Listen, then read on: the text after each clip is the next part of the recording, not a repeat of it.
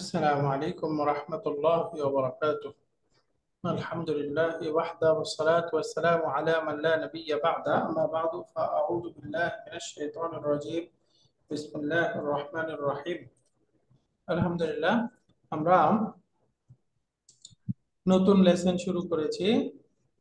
এই নতুন 26 নাম্বার লেসনে আমরা প্রথমে রুবাই ক্রিয়া সম্পর্কে পড়লাম। রুবাই মুজাররাদ, রুবাই মাজিদ ফি। রুবাই মুজাররাদের একটাই ফাআলালা, মাজিদ ফির তিনটা আছে। একটা হলো তাফাআলালা, আর একটা হলো ইফআল্লা, আর একটা হলো ইফআল্লা। এই তিনটার মধ্যে একটাই ব্যবহার হয়েছে কোরআনে, ইফআল্লা। ইতমাআন্না, ইকশাআররা, খ নাম্বারটা ব্যবহার হয়েছে, আর ক এবং গ কোরআনে কারিমে ব্যবহার হয়নি। এরপরে আমরা গত ক্লাসে পড়তেছিলাম দমিরুল ফসলি, পার্থক্যকারী সর্বনাম। অর্থাৎ মুবতাদা খবর দুটোই মারেফা হয়ে গেলে তখন মাঝখানে একটা দমির আসতে পারে। এটা ম্যান্ডেটরি না, অপশনাল, আসতে পারে নাও আসতে পারে। এই দমিরটাকে দমিরুল ফসলি বলা হয়। এরপরে আমরা মিন আত-তাবঈদিয়া, হারফুল জার মিন কখনো বাজ বা কিছু অংশ এই অর্থ প্রদান করে, এটা পড়েছিলাম। আজকে এই 4 নাম্বার থেকে পড়ব। এখানে হাল একটা প্রশ্নবোধক অব্যয়, হামজা আ এটা আরেকটা প্রশ্নবোধক, মাঝখানে হলো ওয়া একটা কনজাংশন। এগুলো দিয়ে প্রশ্নের একটু পার্থক্য শিখাচ্ছি। যেমন ওয়াহাল জা আল মুদিরু, প্রিন্সিপাল সাহেব কি এসেছেন? ওয়াহাল জা আল মুদিরু।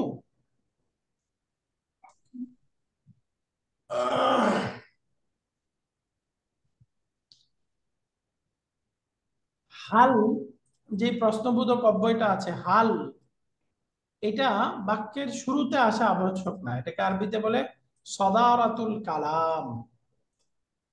সদারাতুল কালাম মানে বাক্যের আ, এই যে হামজাতুল ইস্তেফহাম যেটা আছে, এটা সদারাতুল কালামকে চায়, অর্থাৎ সে বাক্যের শুরুতে আসতে হবে, সে একদম বাক্যের শুরুতে থাকবে। হামজাটা এরকম চায়, হালটা এরকম আবশ্যক না। তো এই জন্য এই আ এবং হাল এই দুইটার প্রশ্নের সাথে যখন কনজাংশন ওয়াও যুক্ত হয়, তখন এই ওয়াওটা হালের আগে আসতে পারে, ওয়াহাল ওয়াহাল এরকম হয়। কিন্তু আটা যেহেতু সাদারাতুল কালামকে যায়, এই জন্য যদি তার পূর্বে ওয়াও যুক্ত হয়, এই ওয়াওটা হামজার আগে থাকে না, বরঞ্চ হামজার পরে চলে যায়, পরে চলে যায়। যেমন দেখেন ওয়াহাল জা আল মুদিরু, প্রধান শিক্ষক সাহেব কি এসেছে? এই প্রশ্নটা যদি আ দিয়ে করি তাহলে বলতে হবে আওয়াজা আল মুদিরু, আওয়াজা আল মুদিরু। এখানে কিন্তু ওয়াওটা হামজার পরে চলে গেছে। এখানে ওয়া আজা আল মুদির, ওয়াওটা আগে এনে বললে শুদ্ধ হবে না, কারণ হামজাটা সবসময় বাক্যের শুরুকে চায়। এখানেও দেখেন আওয়াজা, এটা আসলে ওয়াওটা আগে দিয়ে করার কথা ছিল, এটা ভুলে একই লিখে ফেলছে, এটা ভুল আছে। হ্যাঁ, একই। এখানে ওয়াওটা যদি আগে থাকতো তাহলে এটা ভুল ঠিক ছিল, তাই না? কিন্তু এটা আসলে শুদ্ধই আছে, যেভাবে আছে শুদ্ধ আছে। এখানে আটা ওয়াওটা যদি আগে থাকতো তাহলে ঠিক ছিল। তাহলে পার্থক্যটা বুঝে গেছে? হাল দ্বারা প্রশ্ন হলে তার পূর্বে ওয়াও আসলে ওয়াওটা হালের আগে আসতে পারবে, কিন্তু আ দ্বারা প্রশ্ন হলে ওয়াওটা আর আগে আসতে পারবে না, বরঞ্চ আয়ের পরে চলে যাবে। আওয়াজা আল মুদিরু এরকম হবে। কোরআনে কারিমে আসছে যেমন আওয়ালাম ইয়ানজুরু ফি মালাকুতিস সামাওয়াতি ওয়াল আরদ, তারা কি আসমান এবং জমিনের কর্তৃত্ব সম্পর্কে চিন্তা করে না, লক্ষ্য করে না? আওয়ালাম ইয়ানজুরু, তাহলে ওয়া আ, এই ওয়াটা হামজার আগে আসার কথা ছিল, কিন্তু হামজাটা যেহেতু সাদারাতুল কালামকে চায়, এই জন্য ওয়াওটা হামজার পরে চলে যাবে, ওয়াওটা হামজার আগে বসতে পারবে না। যেমন আসুম্মা ইদা মা ওয়াকা, আসুম্মা ইদা মা ওয়াকা আমানতুম বিহ। শুধুমাত্র ওয়াওই না, ওয়াওয়ের মতো অন্যান্য কনজাংশনও যদি আসে, যেই আসুক না কেন হামজার আগে যাইতে পারবে না। এই দেখেন আসুম্মা, অর্থাৎ সুম্মা আইদা এরকম হওয়ার কথা ছিল প্রশ্নটা, কিন্তু এই আটা সুম্মার আগে চলে আসছে, অর্থাৎ কনজাংশনটা তার আগে বসতে পারবে না। তাহলে এখানে 4 নম্বরে কি বললো বুঝে গেছে? হাল এবং এই দুইটা প্রশ্নবোধক অব্যয়, তার পূর্বে যদি কনজাংশন ওয়াও আসতে চায়, হালের আগে বসতে পারবে, কিন্তু আর হুম। আগে কি বসতে পারবে না, না আর আগে পারবে। বসতে পারবে না, যেহেতু আটা সাদারাতুল কালাম বা বাক্যের শুরুতে আসাকে সে ডিমান্ড করে। স্যার এরপরে একটা প্রশ্ন ছিল ওস্তাদ, বলবো? জি প্লিজ। হামজা এবং হালের উত্তরে কি একই রকম হবে না ভিন্ন রকম হবে উত্তরটা? উত্তর তো একই রকম হবে, যেমন দেখেন হালজা আল মুদিরু, যদি প্রশ্নের মধ্যে পার্থক্য আছে, বালাগাগত যে কখন কোনটা প্রশ্ন করব এটার পার্থক্য আছে। যেমন ধরেন প্রশ্নটা হলো হালজা আল মুদিরু, প্রিন্সিপাল সাহেব কি এসেছেন, হাবাচক উত্তর, তাহলে কি বলবেন? নাম। নাম যা আল মুদিরু, তাই না? হ্যাঁ, জি। প্রিন্সিপাল সাহেব এসেছেন। যদি নাবাচক হইতো তাহলে কি বলতাম, লা মা যা লা। আল মুদিরু, তাই না? জি। তাহলে এখানে প্রশ্নটা হলো আজা আল মুদিরু, একই। তাদের একটু ছোট কোয়ারি ছিল, এই যে ওয়া হাল আমরা বাংলায় বইতে ট্রান্সলেট করেছেন এবং প্রধান শিক্ষক কি এসেছেন, এটা কি এমনি আমাদের স্পোকেন ফর্মে এই এবং আমাদের ব্যবহার করতেই হবে এমন কোনো নিয়ম আছে? না, এটা আসলে ওই যে পূর্বের সম্পর্কটা দেখাইছে আর কি, যেহেতু সেটা ওটা বুঝতে আছে। পারছি, এটা কি লিখিত ফর্মে এটা মেনে চলাটা হয়তো প্রয়োজন আছে, কিন্তু বলতে গিয়ে আমরা যখন এটাকে বাংলায় কাউকে অর্থটা বলতে যাব, তখন এবংটা বলা দরকার, মানে আবশ্যক কিনা সেটা জানতে। না, আবশ্যক তো নাই, বরঞ্চ বললে অর্থটা খারাপ দেখা যায়, তাই না? হ্যাঁ, আমাদের ভাষায় এবং দিয়ে শুরু করলে সেটা ভালো শোনা যায় না, তাই। সেটাই, এটা হয় না, বাংলাতে হয় না। আসলে এটা জি তার পূর্বে আরেকটা বাক্য আছে তো, ওইটার সাথে জি সম্পর্ক, ওইটা না উল্লেখ করলে এবং বলা যাবে না। জি জি। জি, থ্যাংক চোপড়া। এরপরেরটা উস্তাদ একটু আমরা দেখি। উস্তাদ একটু কোয়েরি ছিল আমার। জি প্লিজ। এখানে হরফে ইস্তেফামিয়া যেটা, এটার অ্যাপ্লিকেশন আর এটার ইম্প্যাক্ট, যেমন এখানে আমরা যেগুলি দেখছি, হামজা আসার পরে যে ভার্বের যে অর্থটা, এটা অ্যাবসলিউট আপনার পাস্ট হচ্ছে না। যেমন আ যা আ জাইদুন, জাইদ কি এসেছে? হাল হুয়া যা আ, সে কি এসেছে? এটা অ্যাবসলিউট, এটার কোনো ইম্প্যাক্ট আছে কিনা? এটা তো বুঝতে পারছি যে ক্রোনোলজি হচ্ছে, যে হালের আগে ওয়াও আসতে হবে, হামজার পরে ওয়াও আসবে। এই ক্রোনোলজিটা ইজ ভেরি ইম্পর্টেন্ট, কিন্তু এর অর্থের দিক থেকে কোনো ইম্প্যাক্ট করছে কিনা? না, অর্থের দিক থেকে কোনো ইমপ্যাক্ট হচ্ছে না। যেমন ধরেন যা আ, এটার আমরা জানি পারফেক্ট, যদি অতীতকালবাচক অর্থ করি তাহলে অর্থ হবে সে এসেছিল, রাইট? হুম। সে এসেছিল, এটা বললে জি জি। মাদি। কিন্তু যদি বলি অলরেডি। সে এসেছে, জি জি। এটা কি মাদি নাকি মুদারে বলেন তো? মুদারি। এটা কিন্তু এটা তো আপনার একেবারে অ্যাবসলিউটলি এসেছিল বলছে না আর কি। না, সে না, কি এসে একটু ধরেন স্পেসিফিক এটা বলেন, এটা মাদি নাকি মুদারে? মাটি তো বটে, এটা এসেছে কিনা মানে অর্থটা আগেরটা কিন্তু জিজ্ঞেস। মাদি, রাইট, অর্থটা কিন্তু মাদি আছে। এসেছে বললে এটা কিন্তু পাস্ট টেন্সই বোঝাচ্ছে, অর্থাৎ পাস্ট টেন্সের মানে কি, কাজটা কমপ্লিট, কাজটা হয়ে গেছে।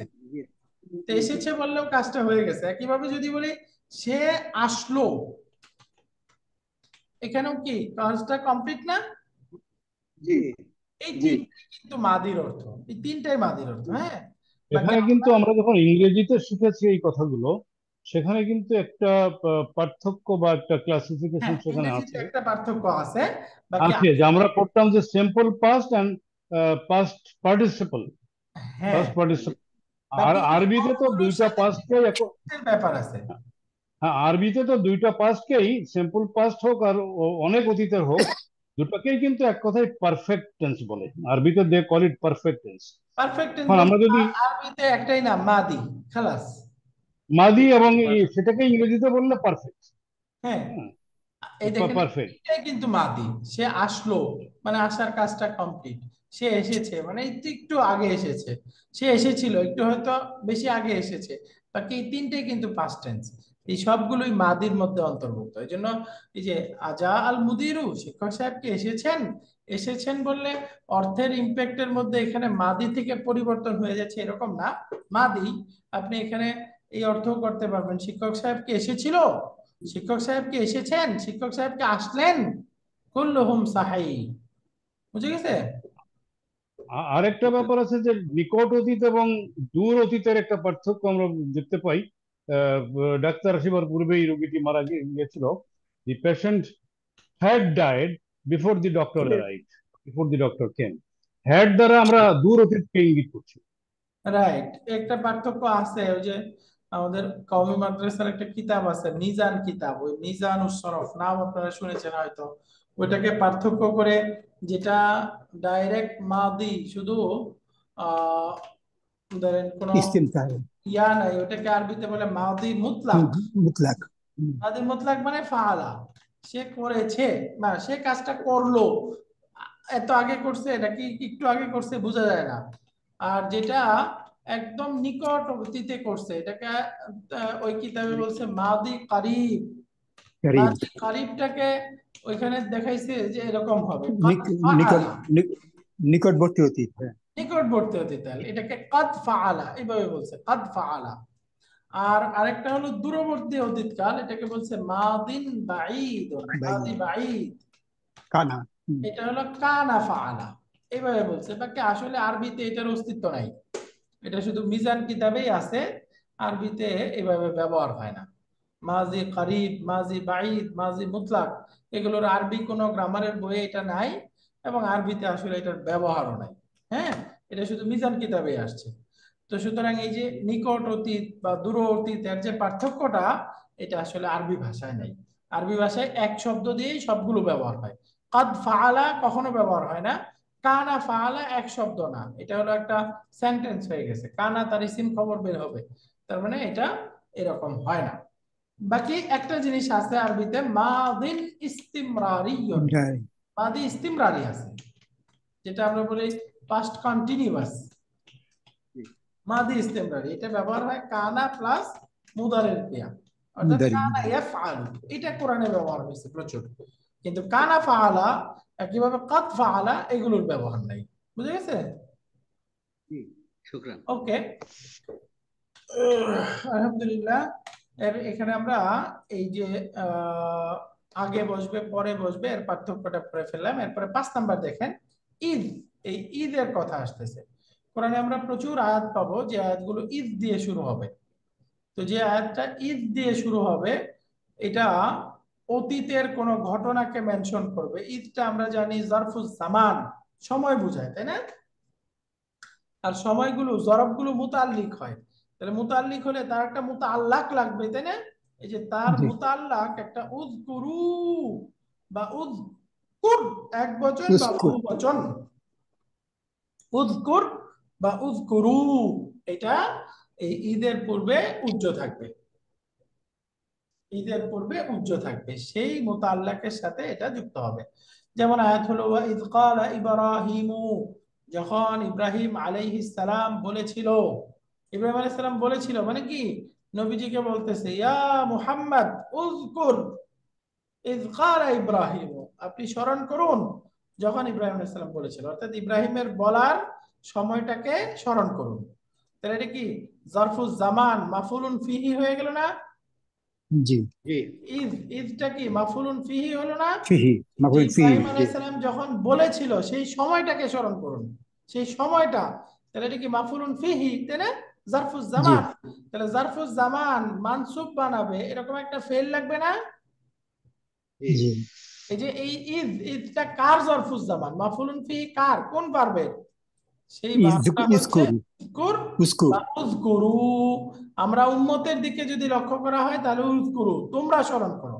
আর নবীজি আলাইহিস সালামকে যদি বিবেচনা করা হয় তাহলে এক বচন, উযকুর, মুহাম্মদ তুমি স্মরণ করো বা আপনি স্মরণ করুন, যখন ইব্রাহিম আলাইহিস সালাম বলেছিল। বুঝে গেছে? আলহামদুলিল্লাহ। ইয ক্বালা ইব্রাহিমু। এরপরে 7 নম্বরে আসতেছে ফাআলা। ফাআলা এটা আরেকটা জামউন মুকাসসারুন এর একটা প্যাটার্ন। জামা মুকাসসারের অনেকগুলো প্যাটার্ন আমরা পড়ে আসছি, তার মধ্যে অন অফ দি প্যাটার্ন হচ্ছে ফাআলা। যেমন মাইয়িতুন, মাউতা, মাইয়িতুন একজন মৃত ব্যক্তি, আসিরুন আসরা, একজন বন্দী, আসরা অনেক বন্দী। মারিদুন মারদা, জারিহুন জারহা। তাহলে এটা জমা মুকাসসার বা ব্রোকেন প্লুরালের আরেকটা প্যাটার্ন। এরপরে আসতেছে মুদাফুন মুদাফুন ইলাইহি দেখাবে, যেমন ইয়া রাব্বি, ইয়া রাব্বি। এটা আমরা 5 ভাবে পেতে পারি।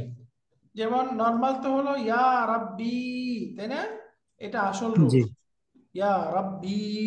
অনেক সময় ইয়া মুতাকাল্লিম শেষের এটা ড্রপ হয়ে হবে ইয়া রাব্বি, ইয়া রাব্বি। তার মানে ইয়া মুতাকাল্লিমটা এখানে ড্রপ করা হয়েছে। আবার ইয়া মুতাকাল্লিমটা সুকুন না হয়ে অনেক সময় ফাথা দিয়ে ব্যবহার হবে, যেমন ইয়া রাব্বিয়া, ইয়া রাব্বিয়া, রাব্বিয়া। ইয়া মুতাকাল্লিমটা ফাথা হয়ে গেল, তাই না? চতুর্থ রূপ হতে পারে ইয়া রাব্বা, রাব্বি। এটা পরিবর্তন হয়ে ইয়া মুতাকাল্লিম ড্রপ হইলো, ড্রপ হওয়ার পরে বার মধ্যে যে কাসরা ছিল, কাসরাটা কি ফাথা দ্বারা পরিবর্তন করে দেওয়া হবে, তখন হয়ে যাবে ইয়া রাব্বা, ইয়া রাব্বা। আরেকটা বাক্য হতে পারে ইয়া রাব্বা, এরকম হইতে পারে। অর্থাৎ ইয়া মুতাকাল্লিম ড্রপ, ড্রপ হওয়ার পরে বার মধ্যে যে কাসরা ছিল, কাসরাকে ফাতা দ্বারা পরিবর্তন, এবং শেষে একটা আলিফ অতিরিক্ত করা। এই 5 রকম হইতে পারে। যেমন আমরা বলতে পারি ইয়া রাব্বি, ইয়া রাব্বি, ইয়া রাব্বিয়া, ইয়া রাব্বা, ইয়া রাব্বা, সবগুলো হতে পারে।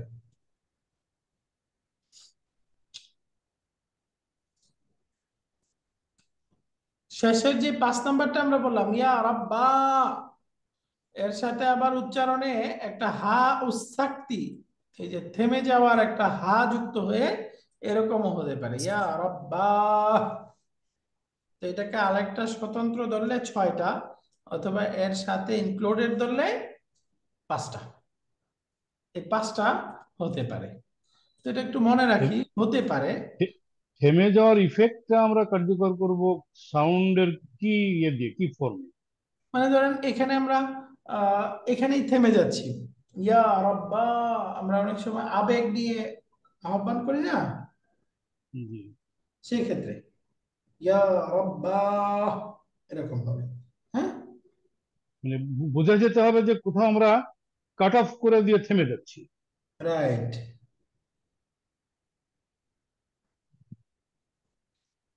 আল্লাহু আকবার।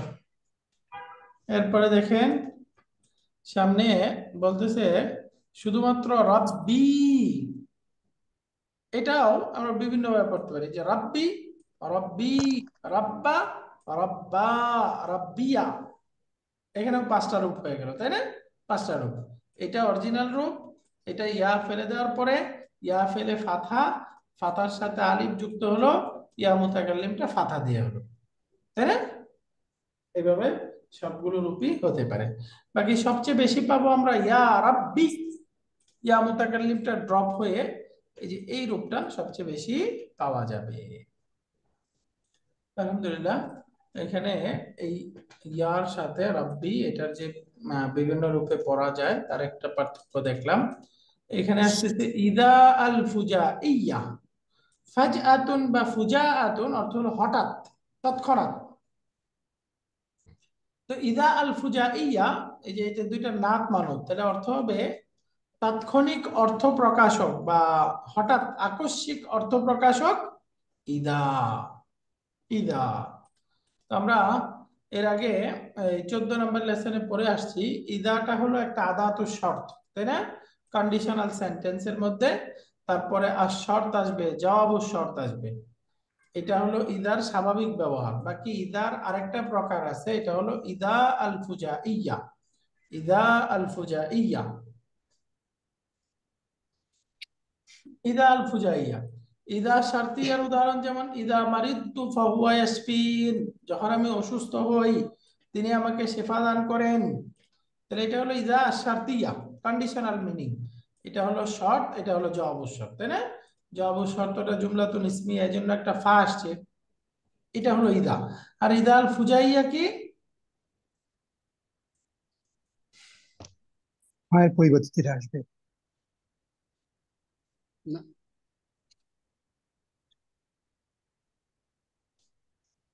ইদাল ফুজাইয়া,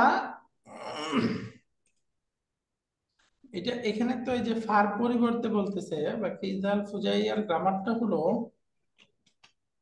এটা, আমরা সেটা তো অনেক, অসুস্থ, নট এক্সপেক্টেড আসছে আর কি যখন অসুস্থ হয়েছে। এটা তো আমরা অনেক বিস্তারিত পড়ছি, বাকি এটার একটু সংক্ষেপ সংজ্ঞাটা সহজে পড়ার জন্য কি হইতে পারে একটু দেখি। যা ফি লিসানিল আরব আল ফুজআতু ওয়াল মুফাজাআতু ওয়া হিয়া মাজিউ শাইই মিন গায়রি তাকাদ্দুমি সাবাবিন, মানে কোনো কারণ ছাড়াই কিছু চলে আসা। আহ খাসাইসু ইদা আল ফুজাইয়া। আচ্ছা, এত বড় না, আরো ছোট করে কি আছে। ইদাল ফুজাইয়া এবং ইদা শর্তিয়া দুটার পারস্পরিক পার্থক্য লিখছে। ইদা দাআকুম দাওয়াতাম মিনাল আরদ ইদা আনতুম তাখরুজুন। الثاني هناك فروق. الشرطية اسم ويعرب ظرفا مبنيا حرف لا محل لها من الإعراب. الشرطية تدل على الاستقبال حتى ولو تلاها فعل الماضي. الفجية تدل على الحال. মানে একটা পার্থক্য হলো ইদা আশ-শারতিয়া যেটা, হ্যাঁ, পার্থক্যগুলো আপনারা লিখে রাখতে পারেন। ইদা আশ-শারতিয়াটা হলো একটা ইসেম এবং এটা জারফুন হিসাবে ফি মাহাল্লি নাসবিন থাকবে, হ্যাঁ। আর ইদা আল ফুজাইয়াটা একটা হরফ লা মাহাল্লা লাহা মিনাল ইরাব, এটার আলাদা এরাবের স্থান থাকবে না, একটা পার্থক্য। দ্বিতীয় পার্থক্যটা হলো ইদা আল ফুজাইয়া, তা কি বলে, ইদা শর্তিয়া, তারপরে ভার্বটার অর্থ হবে প্রেজেন্ট টেন্স, কি বলে ভবিষ্যৎ কালবাচক অর্থ হবে। ইভেন সেটা যদি মাদির ক্রিয়াও হয় তখনও কি ভবিষ্যৎ। ভবিষ্যৎ অর্থ। মুস্তাকবিল, মুস্তাকবিল অর্থ হবে। এটা কোন ইদা? যা শর্তিয়া। শারতিয়া। হ্যাঁ, আর ইদাল ফুজাইয়াটা সবসময় হাল বা বর্তমান কালের অর্থ দিবে, জুমলা ইসমিয়ার আগে বলতে। জুমলাতুল ইসমিয়ার অর্থ দিবে। এরপরে আরেকটা পার্থক্য বলতেছে, আল ফুজাইয়া লা ইলাহা ইল্লা জুমলাতুন ইসমিয়া ওয়া গালিবান মা ইয়াকুনু বা'দা মুবতাদা। ইদাল ফুজাইয়ার পরে থাকবে হলো মুবতাদা, অর্থাৎ ইদাল ফুজাইয়ার পরে জুমলাতুল ইসমিয়া থাকবে। আর ইদা শারতিয়ার পরে তো ফেল থাকবে, যেহেতু কন্ডিশনাল সেন্টেন্স, তাই না? হ্যাঁ, শারতিয়ার জন্য জবাব লাগবে, জবাব ও শর্ত লাগবে, আর ফুজাইয়ার কোনো জবাব লাগবে না। ইদা শারতিয়া যেটা, এটা বাক্যের শুরুতে থাকবে, আর ইদাল ফুজাইয়াটা বাক্যের শুরুতে আসবে না, বরঞ্চ বাক্যের মাঝখানে থাকবে।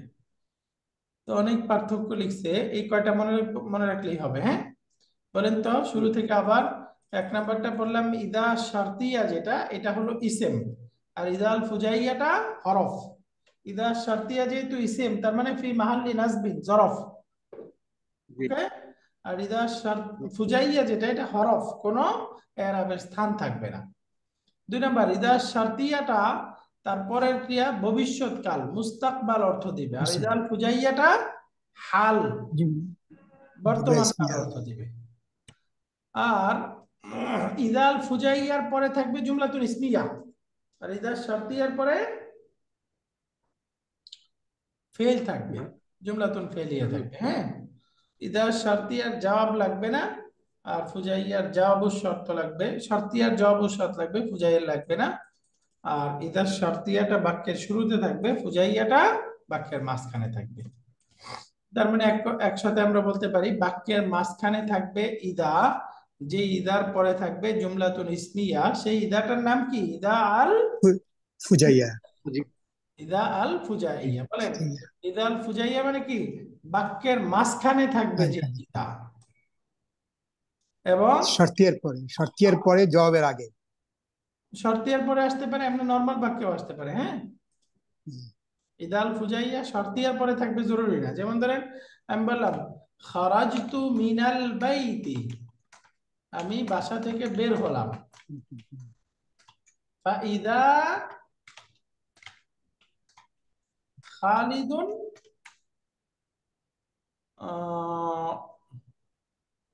হাদিরুন, আমি বাসা থেকে বের হলাম, তৎক্ষণাৎই দেখতেছি খালেদ উপস্থিত হয়ে গেছে। বুঝছি। এই যে এখানে কি এটা শর্তি আছে? না, এটা ফুজাইয়া। এটা ফুজাইয়া, কিন্তু এই দেখেন এ পূর্বে কি শর্তি আছে? না, শর্তি নাই। নেই। তার মানে ইদা আল ফুজাইয়াটার একটা স্বতন্ত্র ব্যবহার, সে বাক্যের মাঝখানে আসবে, তারপরে মুবতাদা থাকবে। এভাবে মনে রাখেন, ইদা আল ফুজাইয়া বাক্যের মাঝখানে থাকবে এমন ইদা, যে ইদার পরে থাকবে মুবতাদা। এমন ইদাকে কি বলে? ইদা আল ফুজাইয়া। ইদা আল ফুজাইয়া খালাস। ইয়ে,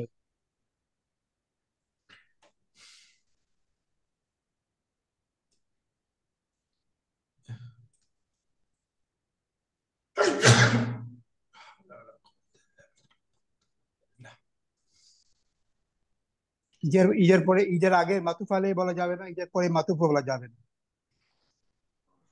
মাতুফাল? ফা যখন ছিল, যখন হ্যাঁ? ফা ছিল তখন তো মাতুফ মাতুফ আলাই বলতাম আমরা। না, এই ফাটা ওই আতফের ফা না।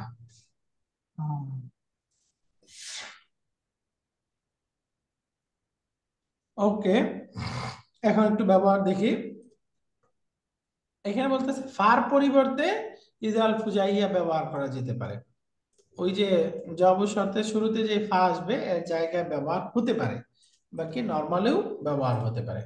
ওয়াইদা যুকিরাল্লাযীনা মিন দুনিহি ইযা হুম ইস্তাবশিরুন। ওয়াইদা যুকিরাল্লাযীনা মিন দুনিহি,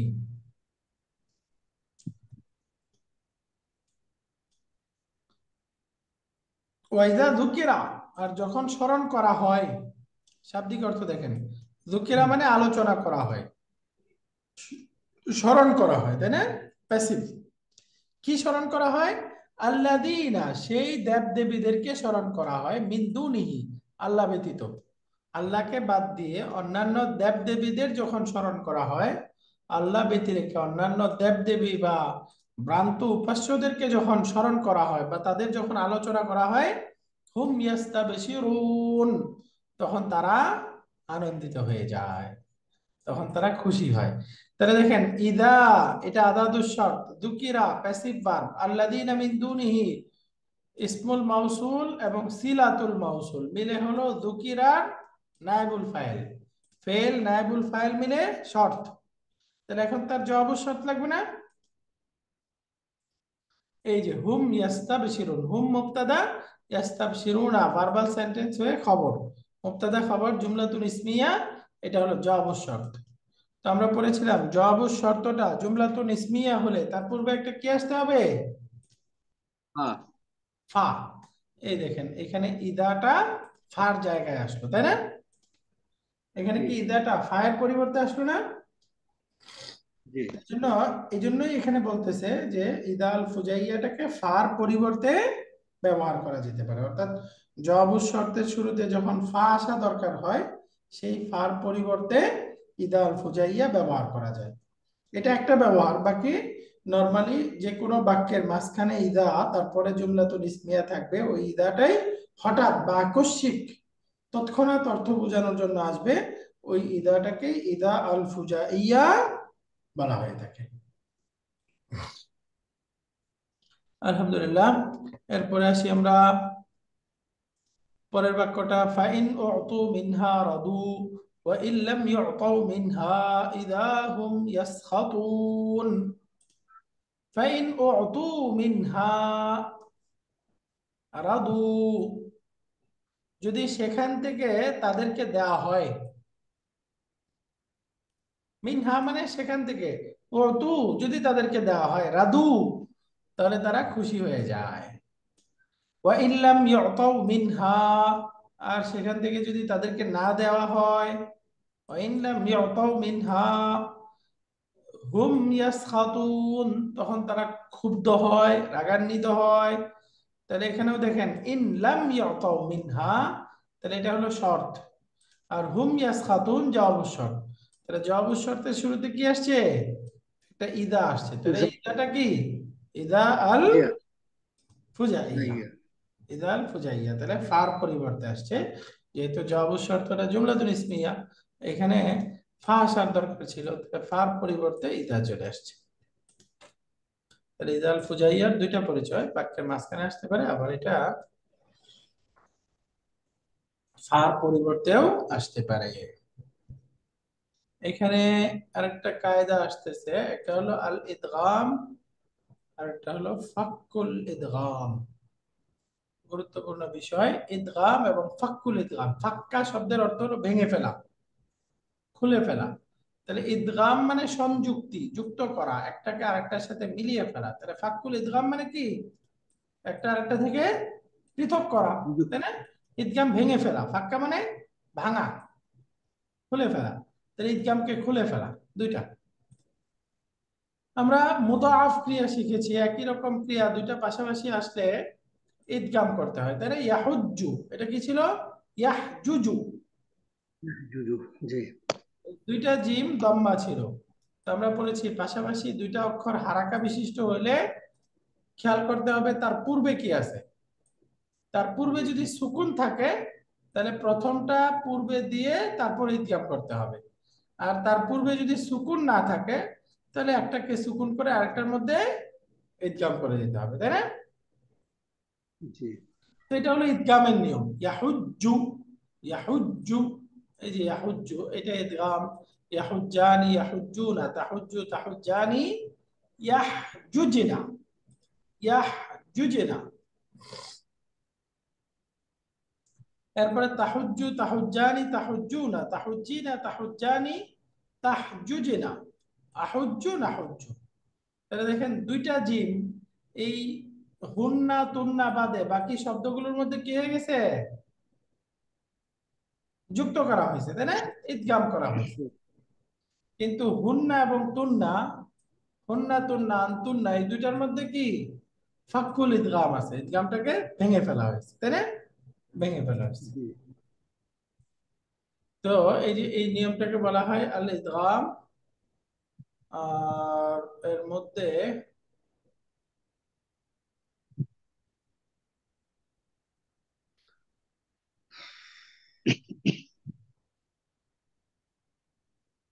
এই দুইটার মধ্যে ইদগাম হয় নাই কেন আমরা বুঝে গেছি, তাই না? ইদগামের জন্য শর্ত হলো পারস্পরিক দুইটা হারাকা থাকতে হবে। এখানে দুইটা জিম কি হারাকা নাকি একটা সুকুন হয়ে গেছে? জি সুকুন। একটা সুকুন হয়ে গেছে, তাই না?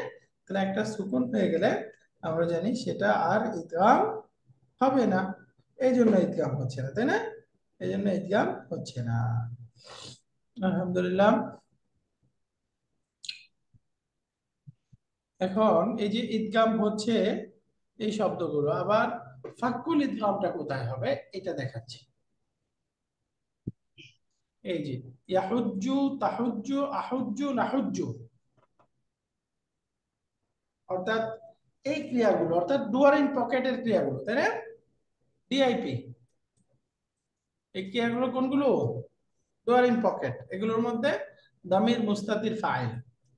এগুলো যখন আমরা মুদারে মাজজুম বানাবো, মাজজুম বানানোর সময় দুই ভাবে পড়া যায়। একটা নিয়ম হলো আমরা ইদগাম করে পড়বো, আর একটা হলো ফাক্কুল ইদগাম বা ইদগাম ছাড়া পড়বো। যদি ইদগাম করে পড়ি তাহলে আমরা পড়তে হবে লাম ইয়াহুজ্জা, আর ফাক্কুল ইদগাম হলে হবে লাম ইয়াহজুজ, লাম ইয়াহজুজ। তাহলে যে কোনো মুদাআফ ক্রিয়া যখন এগুলো মাজজুম হবে, মাজজুমের সময় ডুয়ার ইন পকেট পাঁচটাকে ইদগাম করে পড়া যায়, আবার ফাক্কুল ইদগাম হিসাবেও পড়া যায়। লাম ইয়াহুজ্জা অথবা লাম ইয়াহুজ, ইয়াহজুজ। এই যে প্রথমটা হলো ইদগাম,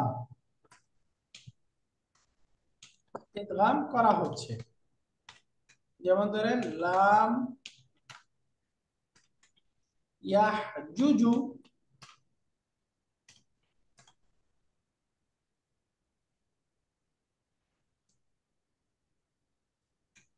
একেবারে অরিজিনালি এরকম ছিল। এখন এই দুইটা জিম পাশাপাশি হারাকা, তার পূর্বে সুকুন। তাহলে এখন আমাদের নিয়ম অনুযায়ী এই যে প্রথম হারাকাটা অর্থাৎ জিমের দম্মা একটাকে হার মধ্যে দিয়ে দিতে হবে, দিয়ে এখন আমরা এটাকে মাজজুম বানাবো। মাজজুম বানাইলে দেখেন এই প্রথমটা তো সুকুন হবে, এখন দ্বিতীয়টাও সুকুন পড়া যায় না পড়া যায় না, তাই না? নরমালি এই যে আমরা এটাকে যদি তাসদিদ দিতাম, এটা জিম, জিমের উপরে তাসদিদ। এখন যদি আমরা তাসদিদের মধ্যে সুকুন থাকে, পড়া যায়? পড়া যায় না, কারণ দুইটা জিমই সুকুন। তো সুতরাং পড়ার জন্য আমাদেরকে কোনো হারাকা দিতে হবে। তাহলে হারাকার মধ্যে যেহেতু সবচেয়ে সহজ হারাকা ফাথা, এই জন্য ফাথা দিয়ে পড়া হবে। লাম ইয়াহুজ্জা, লাম ইয়াহুজ্জা। এখন দেখেন লাম ইয়াহজুজু, এখানে আমরা ইদগাম করতেছিলাম কেন? কারণ নির্দিষ্ট নিয়ম পাওয়া গেছে, তাই না? পাশাপাশি দুইটা অক্ষর হারাকা, তার পূর্বে যদি সুকুন থাকে একরকম, না থাকলে আরেক রকম, মিলায় পড়ার নিয়ম আছে। ওই নিয়ম অনুযায়ী আমরা এখানে ইদগাম করতেছি। কিন্তু এই লামের সাথে মিলে যখন আমরা পড়বো এরকম লাম ইয়াহজুজ, এখানে কি আর ইদগামের নিয়মটা পাওয়া যাচ্ছে? হ্যাঁ, দেখেন লাম ইয়াহজুজ, এখানে কি ইদগামের নিয়ম পাওয়া যাচ্ছে? সুকুন আছে একটা, সব পরপর সুকুন নাই আর কি, পাওয়া হ্যাঁ, যাচ্ছে না এটা। পরপর হারাকা নাই, তাই না? আমরা জানি ইদগাম করতে হয় কখন, যখন পাশাপাশি দুইটা অক্ষর হারাকা থাকে। এই যে এখন যেহেতু দুইটা জিম, এই দুইটা কি হারাকা আছে না একটা সুকুন হয়ে গেছে? সুকুন একটা। একটা সুকুন হয়ে গেছে, তার মানে এখানে ইদগামের নিয়মটা আর নাই। যেহেতু ইদগামের নিয়মটা নাই, তার মানে এখানে ফাক্কুল ইদগাম, মানে ইদগাম ছাড়াও পড়তে পারবো আমরা, তাই না? পড়তে পারবো।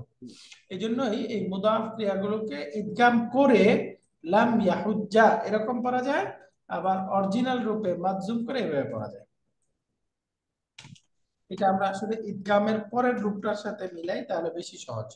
লাম ইয়াহুজ্জু, দেখেন এটাকে এখন ইদগাম করার সময় সুকুন, আমরা ফাতা দিয়ে পড়ছিলাম ইয়াহুজ্জা, আর অরিজিনাল রূপ থেকে গেলে মাজজুম বানানোর পরে যেহেতু আর ইদগামের নিয়ম পাওয়া যায় না, তো সুতরাং এটা আমরা ফাক্কুল ইদগাম বা ইদগাম ছাড়া পড়ব।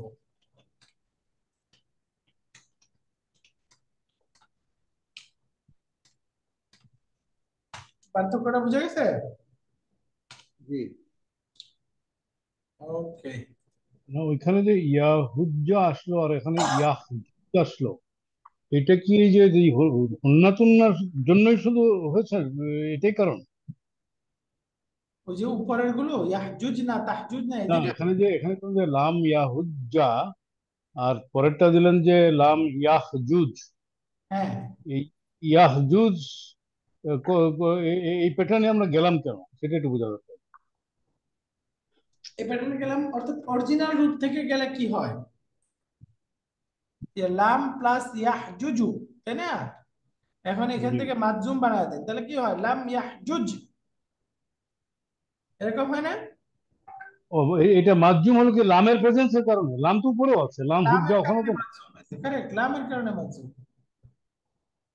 কিন্তু লাম তো উপরেরটা তো আছে, লাম লাম হুজ্জা, ইয়া হুজ্জা যখন বলছেন সেখানে তো লাম আছে। রাইট।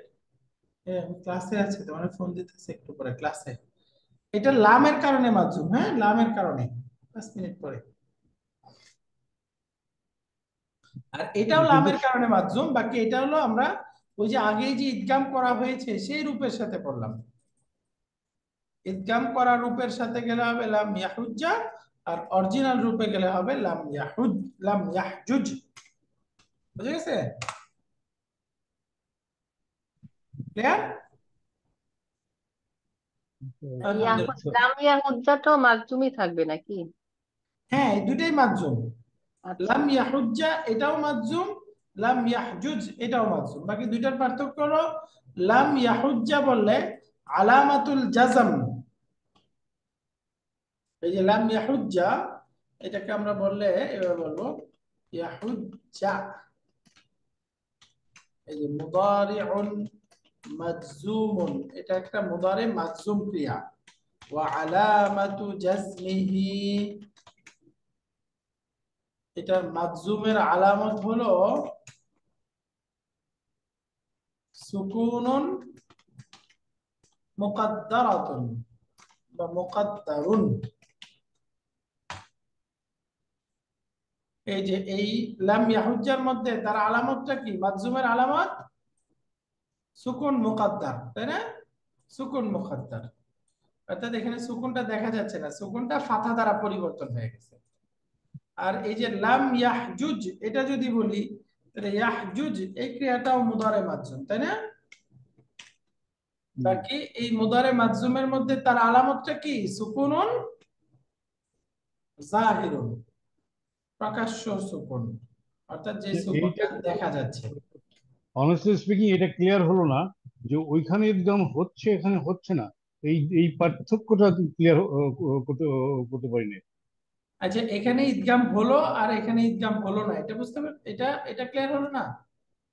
জি জি, মানে হলো না কেন, মানে এই ফ্যাক্টরটা কি? এই ফ্যাক্টরটাই তো বললাম। আচ্ছা, এই ফ্যাক্টরটা কেউ বুঝতে পেরেছেন এমন আছেন? স্যারের জি প্রশ্নটা আগে ভ্যালিড। এখানে স্যার বলছে লাম ইয়াহুজ্জা, এখানে তো ইদগাম হয়েছে, রাইট? আর এই সহজ লাম ইয়াহজুজ এখানে ইদগাম হচ্ছে না, ওয়াই বলেন তো? কেউ বুঝতে পেরেছেন থাকলে বলেন। আপনার এই হ্যাঁ প্লিজ। ইয়াহজু ইয়াহজুজ ইদগাম হচ্ছে না কেন? ও সহজ, এটা একটু আমি আবার আগে থেকে যাই। ইদগামের নিয়মগুলো জানা আছে, কেন ইদগাম হয়? হুম, যেমন না, মাদির ক্রিয়া হাজাজা, তাই না? ফাআলা হাজ্জা ইয়াহুজ্জু, মূল ভার্বটা কি? হাজাজা ইয়াহজুজু, নাসারা ইয়ানসুরু, তাই না? এখন যে হাজাজা আছে এটা ইদগাম হয়ে যাবে কেন? কারণ আরবিতে একটা নিয়ম আছে যে পাশাপাশি দুইটা অক্ষর হারাকা বিশিষ্ট হলে খেয়াল করতে হবে তার পূর্বে সুকুন আছে কিনা। যদি সুকুন না থাকে একটাকে সুকুন করে দ্বিতীয়টার মধ্যে মিলাই দিতে হয়। তাহলে এখানে আমরা প্রথম জিমটাকে সুকুন করে দ্বিতীয় জিমটার মধ্যে মিলাই দিব। মিলাই দেওয়ার রাইটিং প্রিন্সিপাল কি? তাসদীদ। তাহলে হয়ে গেল হাজ্জা, তাই না? শব্দটা হয়ে যাবে হাজ্জা, বুঝতে পেরেছেন? এইটা একদম ক্লিয়ার, এটা নিয়ে সন্দেহ নেই। ক্লিয়ার। এরপরে আসেন এই যে মুদারের রূপটা। মুদারেটা আছে হলো শব্দটা ইয়াহজুজু।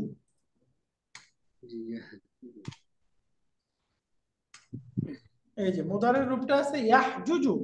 এখন আরবিতে গ্রামার, এই যে মুদাআফের নিয়ম হলো পাশাপাশি দুইটা অক্ষর হারাকা হয়ে যদি তার পূর্বে সুকুন থাকে তাহলে এই দুই হারাকার প্রথমটাকে সুকুনযুক্ত অক্ষরে দিয়ে দিতে হবে, দিয়ে তারপরে একটাকে সুকুন করে দ্বিতীয়টার মধ্যে মিলাতে হবে।